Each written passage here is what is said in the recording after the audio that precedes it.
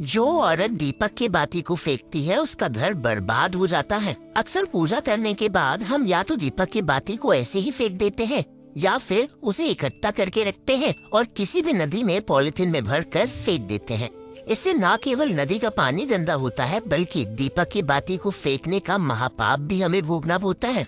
जो भी दीपक की बाती को फेंकता है उसे बहुत पाप झेलना पड़ता है और उसे भगवान के प्रकोप से कोई नहीं बचा सकता। तो दोस्तों, आखिर दीपक के बाती का क्या किया जाए, तो ये सभी जानने के लिए इस वीडियो को लास्ट तक जरूर देखिएगा और हमारे चैनल को सब्सक्राइब कीजिएगा। आप चाहे तो दीपक की बाती को एक साथ जलाकर इसकी मिट्टी बना सकते हैं और इसे अपने घर की तुलसी की क्यारी में डाल सकते हैं। ऐसा करने से आप इन दीपक की बची हुई बाती का सही उपयोग करेंगे और आपको भगवान का दंड नहीं भोगना पड़ेगा। तब 15 दिन या 1 महीने तक दीपक की जली हुई बाती को इकट्ठा कर लीजिए। अब इसे एक मिट्टी के सपूरे में रखकर इस पर थोड़ा सा कपूर, थोड़ा सा गूगल और थोड़ा सा चंदन का चूरा डालिए।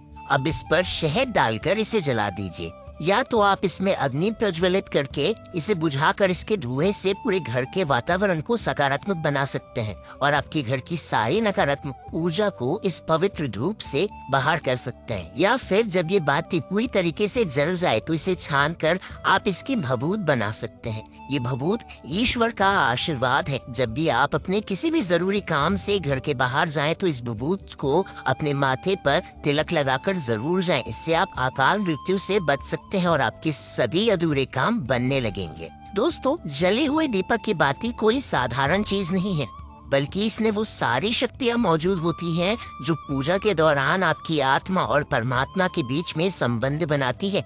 ऐसे में आप इन बाती को फेंक कर न केवल भगवान का अपमान करते हैं बल्कि अपने घर की सकारात्मक ऊर्जा को भी खत्म कर देते हैं। दोस्तों, हिंदू धर्म में दीपक ही एक ऐसा साधन है जिसकी सहायता से हम अपने और ईश्वर के बीच में संपर्क स्थापित करते हैं। जब हम पूजा करते हैं तो हमारे और ईश्वर के मध्य में जलता हुआ ये दीपक हमारी आराधना को ईश्वर तक पहुंचाता है और ईश्वर के आशीर्वाद को हमारे पास लेकर आता है। तो भूल से भी अगली बार दीपक की जली हुई बाती को फेंकने की गलती बिल्कुल भी ना करें। जितना महत्व दीपक जलाने का ही होता है उतना ही महत्व दीपक के जल जाने के बाद उसकी जली हुई बाती का होता है, क्योंकि हमारे पूजा पाठ के दौरान सिर्फ दीपक ही होता है जो हमारी आस्था को हमारे परमात्मा से सीधा जोड़ता है। इसलिए दीपक की जली बाती का हमारे पूजा और पाठ में भगवान के प्रति आस्था में विशेष महत्व रखता है।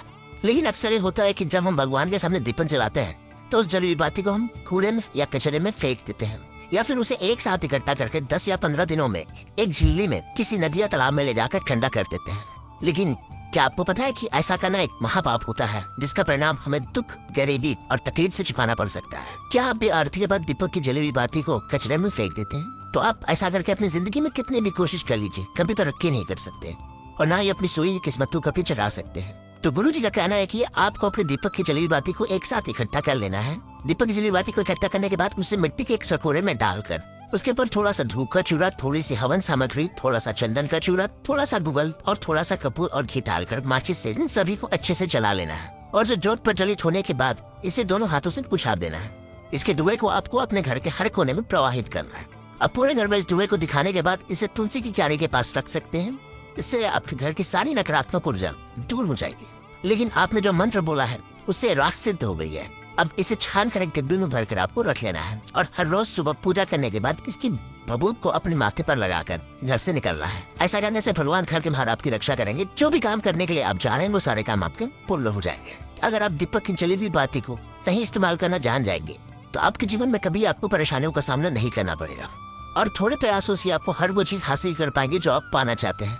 दोस्तों, हिंदू धर्म में कोई भी पूजा पाठ क्यों ना हो, चाहे हम किसी देवी देवता की आरती क्यों ना कर रहे हो या फिर हनुमान चालीसा, रामायण या भगवद गीता का ही पाठ क्यों न कर रहे हो, किसी भी पूजा पाठ को शुरू करने से पहले हमें भगवान के सामने दिया जलाना जरूरी होता है ताकि हमारी आस्था ईश्वर तक सीधे पहुंच सके। लेकिन क्या उस दिए के प्रति हमारी जिम्मेदारी सिर्फ पूजा तक की है?